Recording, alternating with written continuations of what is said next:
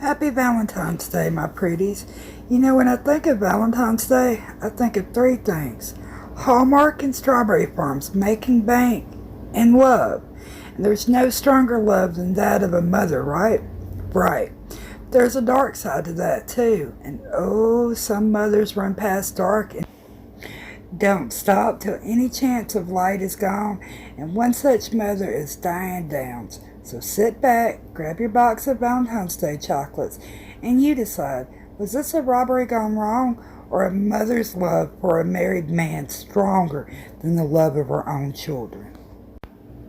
On May 19th, 1983, in the dead of night, Cheryl 7, Danny 3, and Christy 8 gets awakened not by a loving mother gently nudging her children out of slumber as they get home, but to the searing hot pain of a gunshot wound.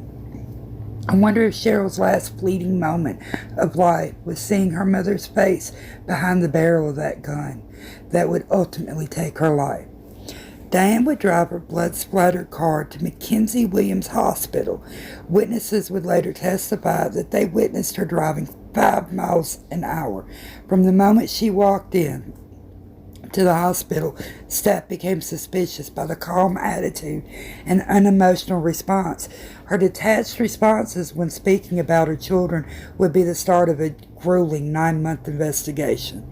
The first night, instead of sitting by Danny, whom was paralyzed, and Christy, whom suffered a stroke, she called her lover and married Robert Knickerbocker in Arizona, and hospital staff recalls her speaking of them in the past tense and saying that now that she has no kids, they can be together, as she blamed the children for them not being together because he didn't want children. But the reality was he wanted to reconcile with his wife, and Downs began to stalk him. He would later tell the investigators that he was happy to see Downs leave Arizona, and she also had an unregistered .22 caliber, which, surprise, surprise, was the exact same caliber used to murder one child and seriously injure the other 2 children. The forensics evidence also didn't match Downs' account of that night. Downs told investigators that a dark-haired man flagged her down on a dark country road outside of Springfield, Oregon, and when she stopped, attempted to carjack her. And he proceeded to fatally shoot one, mortally wound the other 2 children, but only shoot Downs in the left upper arm. The only one who could positively ID this man gets a grazing bullet, because remember, the children are asleep.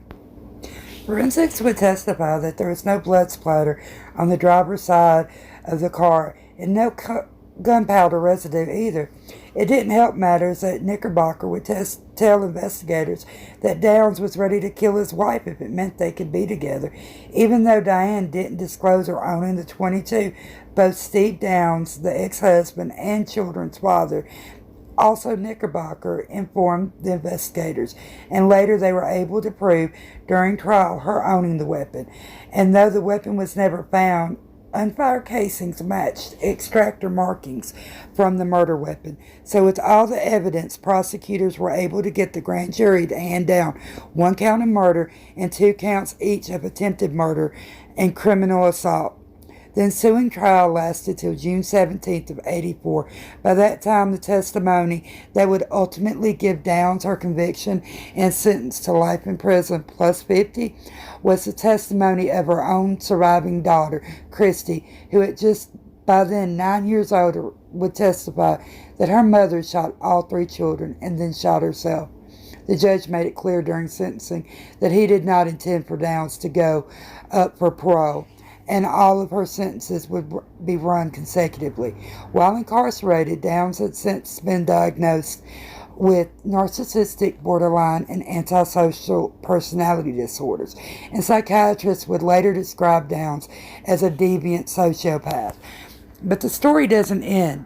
July 11th of 87, Downs scaled the wall of Oregon's women's facility and went on a 10-day, 14-state chase before finally being recaptured. She was transferred to New Jersey and in 94 transferred again to the women's facility in Chowchilla, California. Her first parole hearing was in 2009, but was denied because she still claims innocence, even fabricated more versions of her original story, from two bushy-haired men to drug dealers and police gone bad. Christy and Danny was adopted, and the newborn, oh yes, Downs pulled no stops. During her trial, she was pregnant, was also adopted as well. All three children are doing well today, living private lives. The youngest, the only child to ever give an on-camera interview, and have tried to put this all behind them.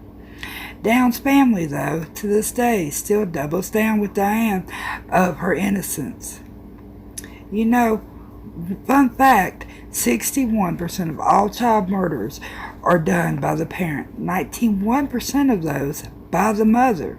Parents are supposed to protect. And though these children's parents didn't protect them, the only light in this story is that all three children found happiness in the end. Well, this is one dark side to this day of love, and I hope you all enjoyed it. And if you did, hit that like button and subscribe for more. And if no one has told you today, you are beautiful and awesome. Bye for now.